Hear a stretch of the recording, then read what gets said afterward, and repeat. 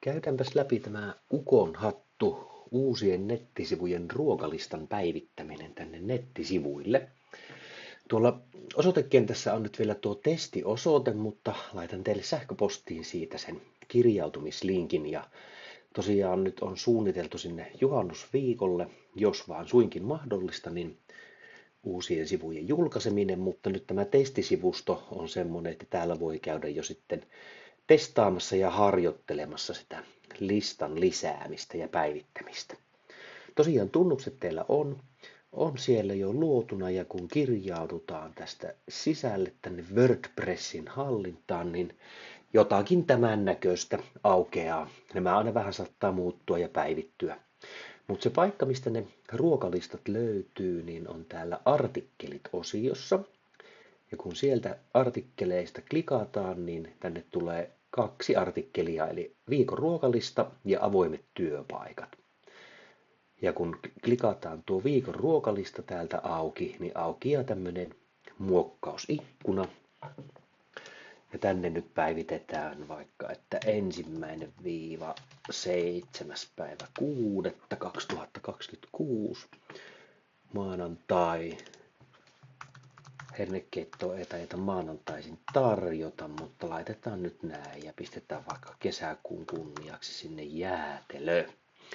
Ja tällä lailla muokkaamalla, nämähän voi siis toki tänne myös kopioimalla tuoda. Eli jos on vaikka jossakin toisessa ohjelmassa, Wordissä tai muussa tekstinkäsittelyohjelmassa luotu tämä lista, niin otetaanpas vaikka näin.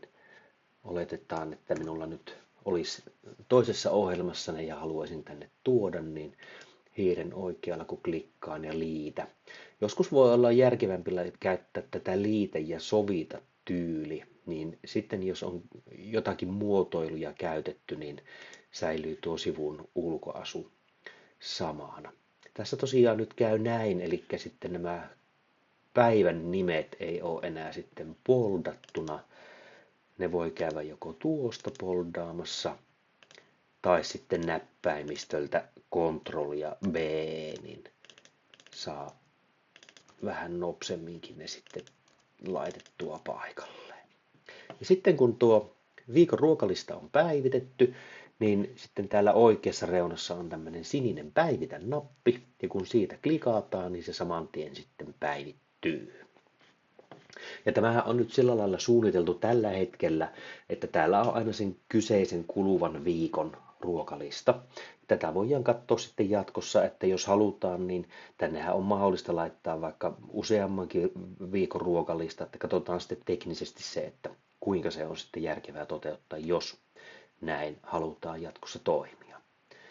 Ja sen voi vielä käydä nyt sitten, kun se on päivitetty, niin voi käydä vaikka tarkistamassa, eli täältä vasemmasta yläreunasta, kun mennään tänne talon ikonin ja sivuston nimen päälle, niin tulee tämmöinen kuin vieraille sivustolla.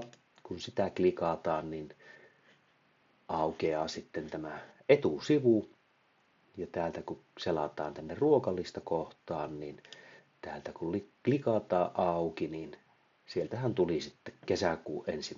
viikon ruokalista. Tuossa mä huomasin, että nyt kun toin sen sillä kopioi ja oliko se nyt liitetyyli vai ilman muotoilua, niin tällä, vaikka siellä esikatselussa se näyttikin, että siellä on välit näiden päivien välillä, niin eipäs olekaan. Ja mä pääsen suoraan nyt tähän artikkeliin täältä yläreunasta. Siellä lukee muokkaa artikkelia, ja kun klikkaan siitä, niin pääsen suoraan tähän ja käydäänpäs tekemässä siihen vielä noin